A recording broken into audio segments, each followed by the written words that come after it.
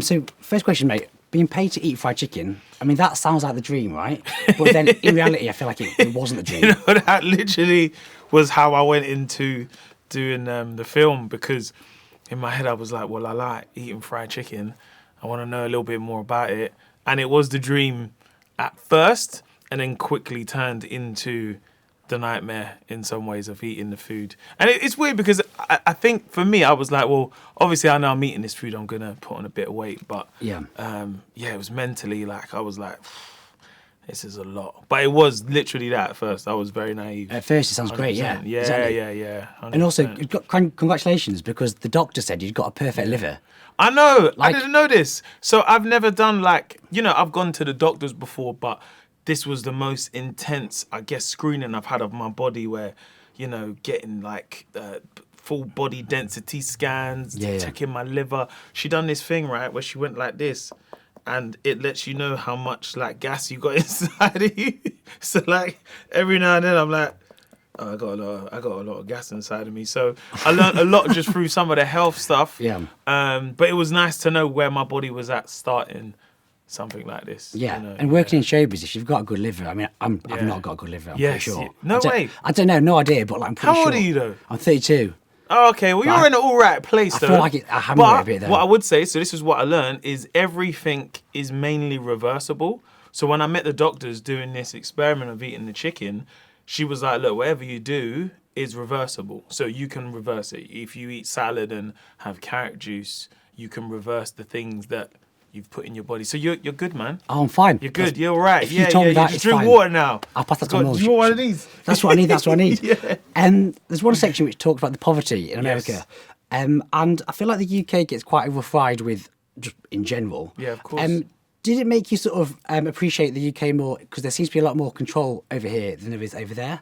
Does that make sense? I guess what I found interesting was food deserts is a term that started off here in the UK. Oh, was it? Because I'd never heard that. Yeah, so it's likewise. I didn't know what a food desert was. And I think in my head, I was kind of picturing somewhere, I don't know, in America that is very small and it's literally like a desert and there's only... Yeah. But it's not. So I think once I knew the term had originated from here, and then you go over there and you're like, oh, this is just how it is back home. But probably, I guess their situation's a little worse because they have so much in terms of how dense some places are.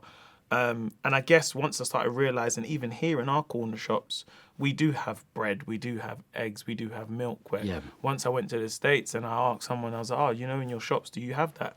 They said, no, we don't have that. But also knowing we also have our own problems with people, on low incomes that have to go to food banks as well. Hence why they might be eating, chicken and chips every day. Yeah. So you understand what's happening here is also happening somewhere else, but also you're able to understand. You're like, oh, wow, we have our own problems here.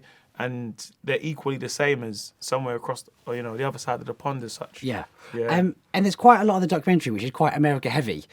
Is the plan to sort of try and crack America? Because I feel like obviously you've dominated over here, mate. Not really. I think we had to definitely start the journey here, but we had to go over there because it's kind of like when you think of an export of fast food, like America, I always say are great at exporting entertainment and fast food. Yeah. And because they're such a big player when you think of, the term in itself, big chicken, we definitely had to go over there to see, how big of an impact it was that might impact over here.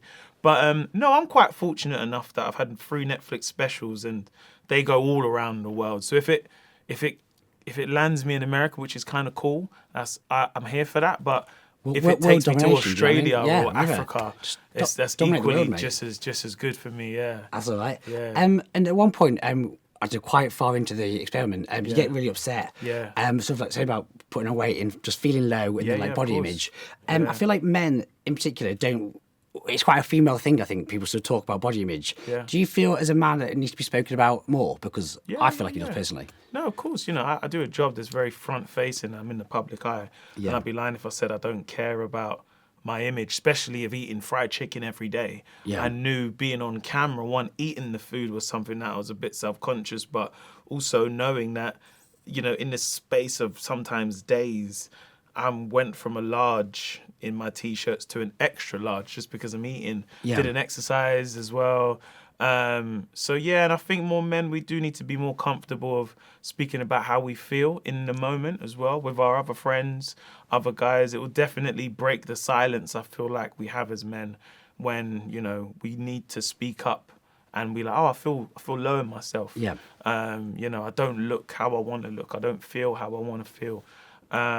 So yeah, you know, it's really important for me to essentially be my authentic self, you know, on camera. A lot of times I didn't know there was a camera there, if that makes sense. Yeah, yeah. You know, I had someone asking me questions, but I just wanted to just ride the wave of where the journey could take me with Big Chicken. Yeah. Yeah, that's fair. And I've got to be honest, in our office at work, in the fridge, it's full of fat jabs, mate. Like, people get them sent in. Have you ever been tempted? Because I've not done it, but I have been tempted. I'm not going to lie to you. I used to play football when I was younger. So when I was younger, I played football since I was like, I'd probably say like 11 years old. And I just like, now my thing is running. Okay. So, and I'm annoyed because like running clubs are a thing now, whereas like I don't know, I feel like I'm past the running club phase, if that makes sense. So I would have wished they were a thing when I started like properly doing my little 5K runs, maybe like 5-6 years ago. I think they was, but not how they are now, if that makes sense. Yeah, they're everywhere now. Yeah. But I do love my fitness, man. I love, especially because I travel a lot on tour. All I need is a gym, some gym equipment, some gym shoes, and just. But also, I think what I learned about this is sometimes I think people think when it comes to exercise, you must be doing a 5K. You have to be doing everything totally extreme to lose weight. Yeah. Where a lot of it that I was even learning was a 10-minute walk, you know, how much calories that can burn. But also knowing that as much as it sounds good to say, some people live in areas where they're not able to just walk outside the house and go for a walk or go to the gym. So you kind of understand the privilege you have of just being able to even say, I get to go gym. Yeah, you know that's what I fair. mean? And this, I know you've done other documentaries, but I feel like with this one as well, it's quite a serious tone. Yeah. And I feel like it's worlds away from like being stand-up comedy or even like The Masked Singer. And I know you've got the tour coming up. Is the plan to juggle both, or do you want to move away from like, you've been on Masked Singer for ages, haven't you? Ages. No, I think I'm really fortunate that I've been able to tick off the list of doing all the things I wanted to do and some of the things I never think I would be able to do as well. So now being in this space and making an impactful film felt like a part of my journey that was like, oh, I really enjoy this subject and seeing where it goes and telling it to the rest of the world. And I guess I'm really at a fortunate position because I have ticked off my bucket list and then my dream list too. Yeah, I mean, you've still got Strictly and I'm a Celeb, haven't you? They've not. They're still there. They're still there. Do they come knocking, Yeah, they do come knocking. Yeah, not just yet. Not just yet. But never say never. Yeah. Never say never. Yeah. And finally, there's smartphones are sort of getting banned for younger kids. I feel like this, like junk food, almost should have a ban as well. But then that's a bit controversial in itself. And what's your view on that? I guess the cool thing about what we've made is it gives people the information. I think that's always going to start from there. And once the information is there, then the conversation can start. And that's the most important thing. You know, I was able to make change for myself just from being part of this experiment and doing it and seeing, I guess, the work that people do behind the scenes. I don't know if banning it is the thing. Because I feel like if it's banned, then you might go somewhere else. There's always a way of getting it. You know, like, There's always a way.